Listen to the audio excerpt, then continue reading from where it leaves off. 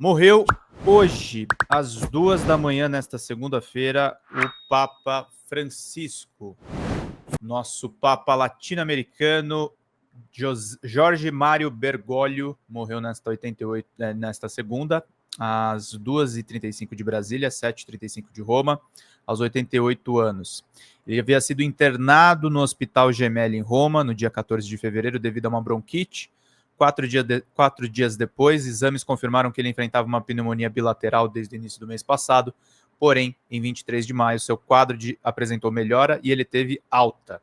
Neste domingo de Páscoa, o líder da Igreja Católica fez o sermão na missa de Páscoa, no qual condenou a violência em Gaza e o antissemitismo. A morte do Papa Francisco é muito marcante, tá, gente? Talvez seja o fim de uma onda progressista dentro da Igreja Católica. Uma Igreja Católica que, vamos ser sinceros, pegando até o comentário do Lucas Silva aqui, meus sentimentos pelo Papa de vocês, os nossos morrem todos os meses, bom dia. É isso que eu ia falar, a Igreja Católica tem uma série de limitações. A Igreja Católica, infelizmente, é uma instituição que foi autora da Inquisição, que foi autora de grandes retrocessos, mas que, enfim, e que é a mãe dos problemas religiosos que nós temos hoje. Afora isso, o Papa Francisco, mesmo tendo aí um passado controverso com a ditadura da Argentina, era de fato um nome interessante. Tanto era um nome interessante, gente, que assim, você não precisa nem gostar do Papa Francisco. A quantidade de ataques que ele sofreu, isso é uma coisa que é necessário lembrar. A extrema-direita religiosa, ela nem sempre foi esse clube do evangelistão do Silas Malafaia. A religião nem sempre foi o problema dentro da extrema-direita das igrejas evangélicas que a gente vê surgirem todos os dias. No começo dos anos 2000, quem estava protagonizando o extremismo de direita eram os católicos. O Alan dos Santos ia virar padre. O Olavo de Carvalho trazia ideários, vindos inclusive de uma Espanha reacionária, da Igreja Católica. Então, quando a gente tem um Papa do calibre do Francisco, com tanto combate aos procedimentos como aborto, como os direitos mínimos femininos, os direitos dos LGBTQIAPN+, quando a gente tem tantos retrocessos nesse aspecto, a vida de Francisco foi muito importante. Foi muito importante. E tanto é importante o combate por dentro das instituições que ele foi absolutamente um alvo dos bolsonaristas. Tanto que, eu vou até checar aqui a informação, parece que o Bolsonaro já se manifestou sobre a morte dele. O Bolsonaro deveria ser a última pessoa a falar um A sobre Francisco. Um A sobre Francisco. Aliás, cadê o presidente Lula se manifestando a respeito disso? O Papa Francisco foi fundamental para essas questões todas. O Bolsonaro tinha que ser o último a falar desse Papa que foi realmente progressista. E é o que a Inês Oludê está falando. Eu espero não vir um Opus Dei. Eu espero não vir um Papa como foi Bento XVI, que foi exatamente nesse período que o Olavo de Carvalho surgiu. É grave, gente, é grave a situação. O Papa Francisco era muito sabotado dentro da Igreja Católica, inclusive. Era um Papa pacificador, como diz a Sandra aqui, que não tinha medo de se posicionar, exatamente. É importante. O Lucas está lembrando aqui, né? Pai de santo tem casa invadida? Sim, sem dúvida nenhuma, as religiões afro, em Japoadão de Guararapes. O crime vitimou Edinaldo Francisco Júnior Pereira, foi em 8 de abril, ele tinha 27 anos, nenhuma palavra. Nenhuma palavra mesmo, Lucas. Aí estamos errados de não tratar da morte. Inclusive, é uma coisa importante, não estou pedindo superchats não, tá, gente? Estou falando para vocês me pautarem aqui no chat mesmo. Me lembrem de tudo que vocês acham que não está sendo dito aqui no programa. Porque eu quero trazer para vocês. Sim, temos pais de santos que são executados. Temos um absurdo que existe no Rio de Janeiro chamado Complexo de Israel, que ataca terreiros. um grupo evangélico extremista. O Guardian fez uma matéria sobre. E é uma coisa que eu digo, gente, eu digo isso não sendo uma pessoa religiosa, eu sou agnóstico, eu não sei se Deus existe. Eu tenho sérias dúvidas se Deus existe. Mas esses embates que existem dentro da religiosidade são fundamentais para definir, inclusive, o que é a própria sociedade. Então, a gente não ter mais o Papa Francisco não colocando em cima de outras lideranças religiosas. A questão não é essa. Eu sei das contradições que existem do Papa Francisco. Mas perder ele nesse fronte de combate é muito ruim para todos nós. A gente precisava de lideranças mais oxigenadas, a gente precisava de lideranças que defendessem a diversidade, e o Papa Francisco defendia a diversidade com todas as contradições. O Papa Francisco, nessa Páscoa, falou a respeito de Gaza, das crianças que continuam morrendo em Gaza, dos inocentes que continuam morrendo em Gaza. É uma coisa que a gente não pode parar de falar, porque o sionismo é fortíssimo.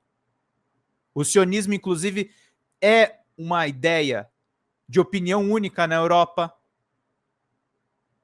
Então, Francisco foi muito importante. Assim como todas as lideranças religiosas que são mortas, como o Lucas falou, todos os dias. Não é só o Papa. Tem lideranças que são mortas. O Papa Francisco morreu devido a complicações de saúde, já idoso, aos 88 anos. Teve uma vida plena. Foi o nosso primeiro Papa latino-americano. Então, são essas questões que têm que ser colocadas. A gente precisa lutar pelos nossos pais de santo, a gente precisa lutar pelos nossos papas, a gente precisa lutar também pelas nossas lideranças evangélicas, e aqui eu não quero fazer uma fala, um editorial contra os evangélicos. Eu não estou contra vocês. Contra Silas Malafaia eu estou. Contra Edir Macedo eu estou. Contra os mercadores da fé eu sempre estarei. E a gente precisa fazer uma luta dentro dessas igrejas. Que aí não sei se cabe a mim fazer isso. Acho que não. As pessoas que não têm uma religiosidade ou têm um ceticismo maior, talvez não sejam essas pessoas a tocarem esse fronte. Mas vocês que são da religiosidade, vocês são importantíssimos na nossa luta política. É importante que nós tenhamos pessoas progressistas, pessoas de esquerda, que olhem para os mais pobres, que olhem para os mais desprovidos, que vão para uma igreja, para um culto, para um terreiro, atrás de conforto espiritual.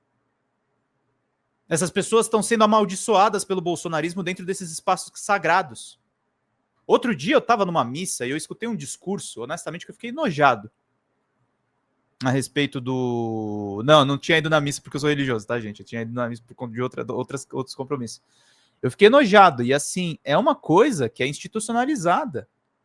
O ódio às esquerdas, o ódio às políticas populares, o ódio às questões que são colocadas. E aí eu entro num segundo assunto, que é o seguinte: esse editorial não é sobre o Papa Francisco. Eu fui dormir ontem pensando uma outra coisa.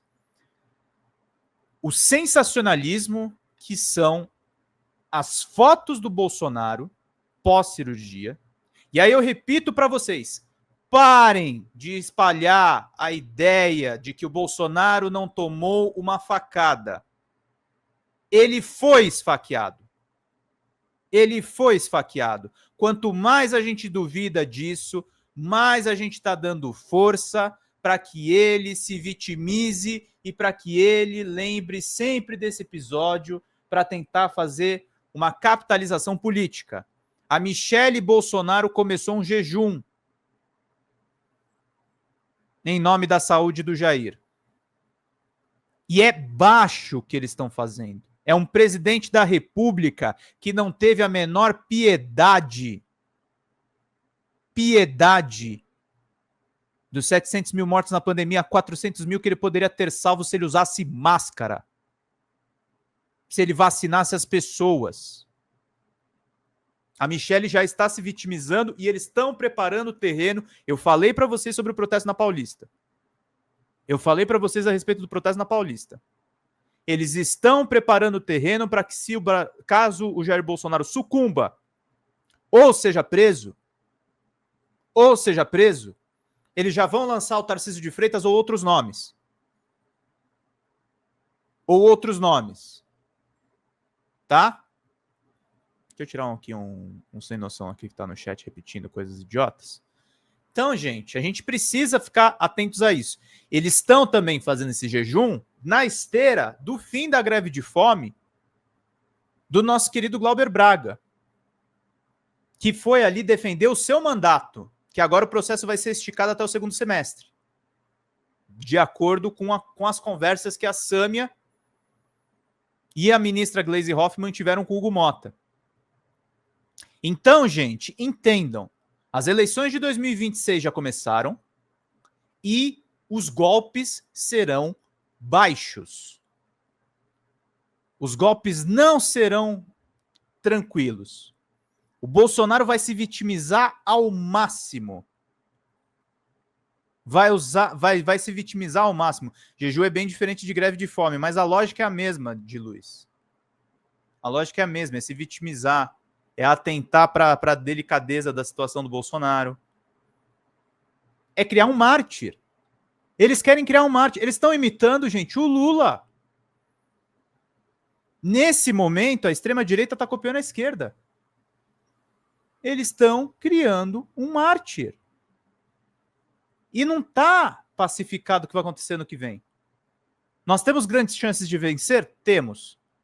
Temos um presidente que está entregando os resultados, a coisa agora tende a melhorar. Eu estava vendo uma entrevista do Genuíno agora há pouco, que eu estava decupando, e talvez o Lula consiga estancar agora a desaprovação, que é o momento das entregas, que é o momento de dizer a que esse governo veio.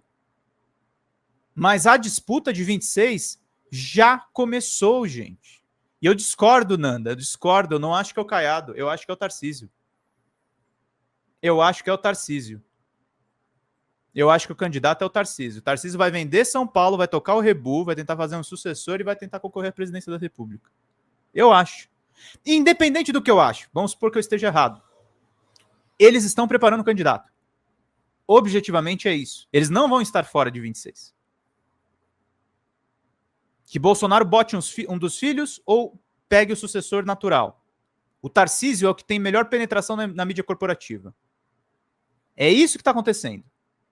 É uma articulação toda em cima disso. E o combate envolve todas essas afeições que eu estou falando para vocês, gente. Por isso que a morte do Papa, embora não tenha relação direta com os outros assuntos que eu estou tratando aqui nesse editorial, tem relação direta. É uma eleição que vai se dar muito no terreno da espiritualidade, dos desejos mais íntimos das pessoas, dessa ideia da família tradicional, dos ideários conservadores. Conservadores. Porque, como disse o Haddad para Mônica Bergamo, e eu fico repetindo essa questão toda, nós somos de esquerda e somos progressistas, mas nós estamos num terreno hostil. Nós estamos vivendo um ciclo de direita no mundo. Quando Lula vence as eleições, os governadores são de direita e extrema-direita. São governadores defensores do capitalismo mais voraz. No pior momento em que você pode defender o capitalismo. Porque o capitalismo está mostrando as suas insuficiências na atual quadra histórica. Nós estamos enfrentando um aquecimento global, nós estamos enfrentando crises do ponto de vista do neoliberalismo, com esse tarifaço do Trump, e as respostas insuficientes. Então, nós temos que organizar o nosso campo, organizar os nossos ódios, organizar as nossas afeições, entender quem está do nosso lado realmente e focar nas questões que realmente são relevantes. A morte do Papa hoje é um alerta do que a gente precisa fazer agora nos próximos anos, que não serão fáceis, que não serão simples. Cada decisão vai ter que ser muito pensada. Eles estão à espreita. Eles estão doidos para ver uma fraquejada nossa. Eles estão doidos para ver uma fragilidade nossa. E o modus operandi dele é o que a Diluz Novelli falou aqui, Marte da extrema-direita. Faria isso e farão de qualquer forma. Tentaram fazer em 18. A facada do Bolsonaro foi isso. Tentaram em 2018. Martirizaram o Bolsonaro para isso. Então, meus caros, é isso que está se desenhando. E é por isso que a gente tem que celebrar, sim, a herança progressista que o Papa Francisco deixou, os momentos em que o Papa Francisco teve solidariedade com Lula até na prisão. Vai ser uma batalha bem difícil. E não tem tido batalha fácil, né, gente? Não tem tido batalha fácil. Vamos ser sinceros. Vamos ser sinceros. A nossa sorte é que a extrema-direita é muito ruim de governo. É muito ruim de governo, mas não tem sido batalhas fáceis. A batalha ideológica, a batalha intelectual, a gente ainda está perdendo. As pessoas acham que a gente se infiltra nas universidades para doutrinar. Eu queria que a gente doutrinasse mesmo. Eu queria que a gente doutrinasse mesmo, mas a formação universitária, ela é universal. Ela não é de esquerda. Ela não é de esquerda. E o Lucas lembrou uma coisa, estamos enfrentando uma esquerda suicida, sim, na sua tara de transformar o Brasil num petroestado com a Guiana, sem dúvida. Sem dúvida nenhuma, nunca teve batalha fácil. A gente tem que enfrentar alguns companheiros e pessoas que são definitivamente os nossos opositores, né? Rosig Rodrigues, eu não tenho dúvida que será o Tarcínico, mesmo porque não tem outra. É tudo muito perigoso. Exatamente, meus caros. Então a gente precisa, nesse momento de reorganização, a gente precisa estar com foco. A gente precisa fazer uma coisa muito importante, agora que tem 300 pessoas aqui nos assistindo, que vocês nos mandem superchats, que vocês nos mandem pix. Nós temos essa meta de R$200 e de 2 membros aqui que são muito necessárias. Estamos trabalhando nesse feriado com vocês todos aqui para não deixar absolutamente nada passar, para a gente conversar sobre todos os principais assuntos, para a gente não deixar nenhuma informação. Ó, uma informação quentinha que eu acabei de receber, vou ler para vocês aqui. A gente recebeu uma nota de pesar do presidente do BNDES, Aloysio Mercadante. E deixa eu trazer aqui para vocês essa informação. Nota de pesar: é com profunda tristeza que eu recebo a informação sobre a passagem do Papa Francisco. Com a partida de Francisco, o mundo perde um gigante na luta pela causa dos mais humildes, das minorias e dos mais oprimidos, dos imigrantes e pela paz. Sem dúvidas, o primeiro Papa latino-americano e o primeiro Papa jesuíta deixam um legado civilizatório para todos os que acreditam num planeta mais justo, mais solidário e mais tolerante. Primeiro Francisco entre os papas, o pontífice foi o santo dos pobres e dos oprimidos, da defesa da terra e da vida, foi um grande defensor da preservação do meio ambiente e um crítico do atual modelo de consumo e de produção. O Papa Francisco tinha uma relação muito especial com o Brasil e com o povo brasileiro. Estive com Francisco na entronização e na primeira audiência dele como Papa, acompanhando a presidenta Dilma, quando a nossa democracia esteve ameaçada pelo lawfare e pela escalada do autoritarismo à sua maneira. Francisco se posicionou ao lado das forças populares e da resistência contra a perseguição política, tendo inclusive enviado uma carta de solidariedade ao presidente Lula quando ele esteve preso em Curitiba. Em ato de coragem, no segundo turno das eleições presidenciais de 22, Papa Francisco voltou-se a posicionar sobre o Brasil, pediu a Nossa Senhora Aparecida que livrasse o povo brasileiro do ódio, da intolerância e da violência. Não tenho dúvidas de que a liderança de Francisco fará muita falta para toda a humanidade, especialmente em um momento de escalada de violência e de negacionismo. Sua ausência deixa um vazio enorme para todos nós. Neste momento de dor, manifesto publicamente a minha imensa admiração pelo Papa Francisco e deixo meu abraço fraterno a todos os católicos e admiradores da sua obra. Nota aí do Aloysio Mercadante, presidente do BNDES.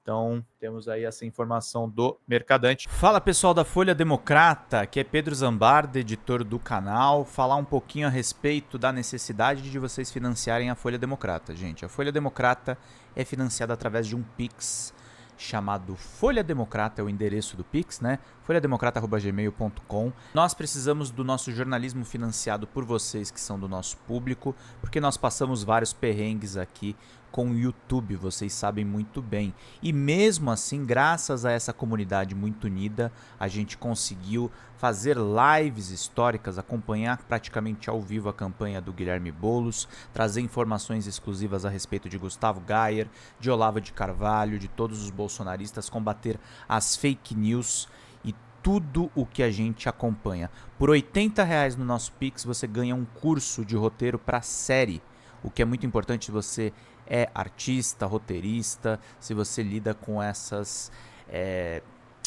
práticas da economia criativa. Outra forma de você colaborar também é se tornando membro aqui do nosso canal. Isso é muito importante para você fazer as suas atividades por aqui, porque você tem acesso a vídeos exclusivos e nós temos um curso de jornalismo básico para você poder acompanhar a partir de R$ 5, que é ministrado por mim. A gente tem aí quase uma dezena de aulas e muito conteúdo para você poder acompanhar. Meus caros, minhas caras, financiem o jornalismo independente, financiem o jornalismo que se posiciona à esquerda, financiem o jornalismo na internet, que traz informações confiáveis, checadas, que cruza informações e que trata você, que é o nosso público, de uma maneira muito séria. Vida longa e próspera, gente. Cuidem dos seus. Até mais. Tchau, tchau.